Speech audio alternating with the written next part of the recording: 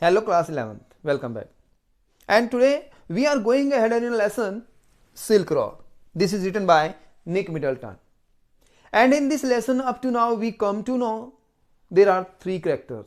One is Nick Middleton, the writer of the lesson, Nick Middleton. And next one is the Satan. And who is this Satan? Satan is the driver of him because he hired a car from Ravu and Satan is the driver of that car. And next character is there, that is Daniel. Daniel is also with him, but Daniel now got separated. Daniel, yes, you got separated when? Because Daniel went to Lhasa. Now there are only two who they were, yes, you Nick Middleton and Satan. Now they reached there where they reached at Hor. Hor is a place, and that was a mercy place. That was a very dirty place. So they reached there. And today we are going ahead in this lesson. So what will happen? Let's see. We are going to read the story in our previous video. And we came to know that Satan, Daniel, and Nick Middleton, they were driving their car on dirty snow. And who made that dirty? They themselves made them dirty. Made that dirty. So now they are moving ahead, and what happened then is 10 minutes later we stopped at another blockage. So after 10 minutes there was another blockage. There was another problem. So what good sir? Satan announced as he jumped out again to survey the scene. So this time he stopped the car and he went outside the car and he was watching the situation, what is going on there. So he went out the car and see what is the scene where, and he was surveying the scene. So this time he decided to try and drive round the snow. So this time he was driving the car round the snow. He was not driving the car on the snow, but this time he was driving car on the on around the snow. So the slope was steep and studded with major rocks. The slope was steep. You see, the slope was steep and studded. It was blocked with major rocks. But somehow Satan negotiated them. But somehow Satan draw his car through these problems. His four-wheel drive vehicle lurching from one obstacle to the next. There were problems. Yes, there were many obstacles, and his vehicles were lurching. His vehicles were moving. Yes, due to these blockades, due to these obstacles. In short doing, yes, he cut off one of the hairpin bands. So there was a hairpin band. There was a very strong band was there. Sharp band was there. Sharp turn was there. He has to make that one. Regaining the trail further up where the snow had not drifted. There was no snow. Then they went there. I checked my watch. So now Nick Middleton checked his watch.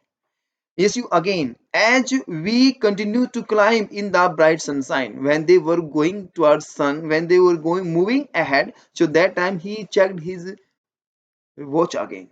And what he see there?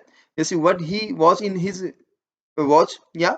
So we crept past 4 meters and my head began to throb horribly. And now they were, yes, from the sea level. They were in the height of 5400 meters from sea level. And now on this altitude, on this height, yes, Nick Middleton's, had throwing, you began to throb horribly. I took gulps from my water bottle, and he took some water from his water bottle, which is supposed to help a rapid action. So it will help him. So we finally reached the top of the pass at 5515 meters. Now they reached on the height of 5550 meters.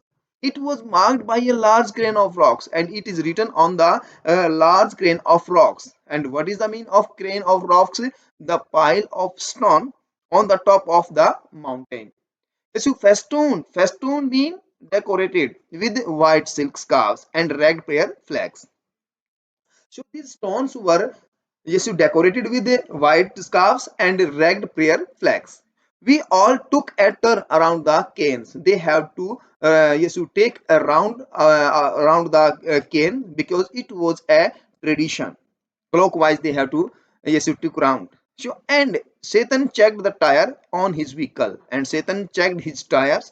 He stopped at the petrol tank and partially unscrewed the top, which emitted a loud hiss. Yes, you then yes, Satan went, yes, you to the tank of the car and he unscrewed the top. He unscrewed the lid of the car, yes, you car tank. And when he unlocked the car tank, then what happened? There was a sound, there was a voice, there was a loud hiss. The lower atmospheric pressure was allowing the fuel to expand. Yes, you when they were moving ahead, when they were on the altitude, when they were on the height. So what happened then? Yes, you there was atmospheric pressure was lower. So that's why the fuel, petrol was expanding. When they opened the yes, you lid of the petrol tank, what happened then? Yes, you that yes, you that pressure yes you removed from there. It sounded dangerous to me when that car, when Satan opened the lid of the petrol tank. What happened then? Yes, there was a loud hiss, and to hear it, yes, to hear it, Nick Middleton got afraid. Yes, and he said, yeah, it may be dangerous. Then Satan laughed, but yes, sir, it may be dangerous, but don't smoke. We are not going to smoking, but no smoke should be there.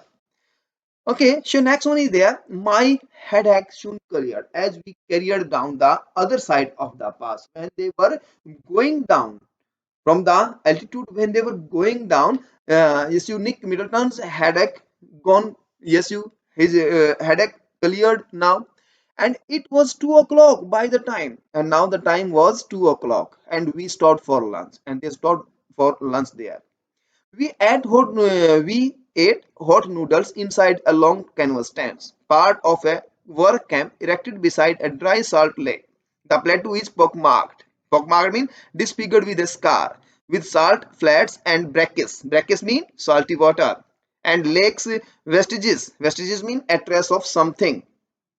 Yes, you of the Tethys Ocean which bordered Tibet before the Great Continental Collision that lifted it skywards. One was a hive of activity. So many people were working there. Men with pickaxes and shawls, strutting, going up and down, back and forth in their long sheepskin coat and salt encrusted boots. All wore sunglasses. Against the glare, as a steady stream of blue trucks emerged from the blindingly white lake laden with the piles of salt. So they have to wear on the goggles also because of the glare was there. And what was the glare? Yes, glare was coming from the lake. That lake was frozen, and it was white when they were doing work. So that glare disturbed them. That's why they have to wear on goggles.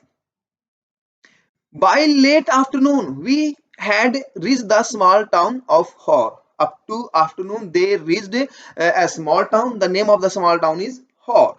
Back on the main east-west highway that followed the old trade route from Lhasa to Kashmir. Now they were on a main road, and that road leads to Lhasa to Kashmir. Daniel, who was returning to Lhasa, found a ride in a truck. So Satan and I bade him farewell outside a tire repair shop.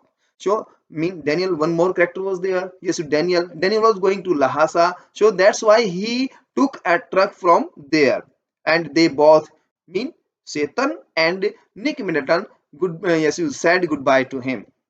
So we were at a tire repair shop because our car got two punctures and we have to repair them. We have to fix them. They have to fix them. We had suffered two punctures in quick succession on the drive down from the Salt Lake, and Satan was eager to have them fixed since they left him with no spares. So beside the second tire, there was one other tire he had changed. And they put the changed tire had been replaced by one that was as smooth as my bald head. Hor was a green, miserable place. Hor was a green and miserable place. It was not a good place. It was a very, very dirty place.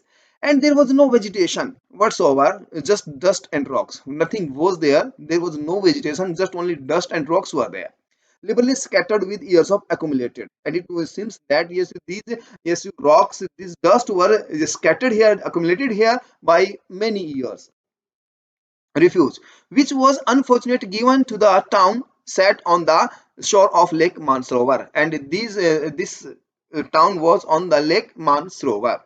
So up to here we will do, and yes, you we will do up to here in this video. Next video will be there with the next part. Thank you. Have a nice day.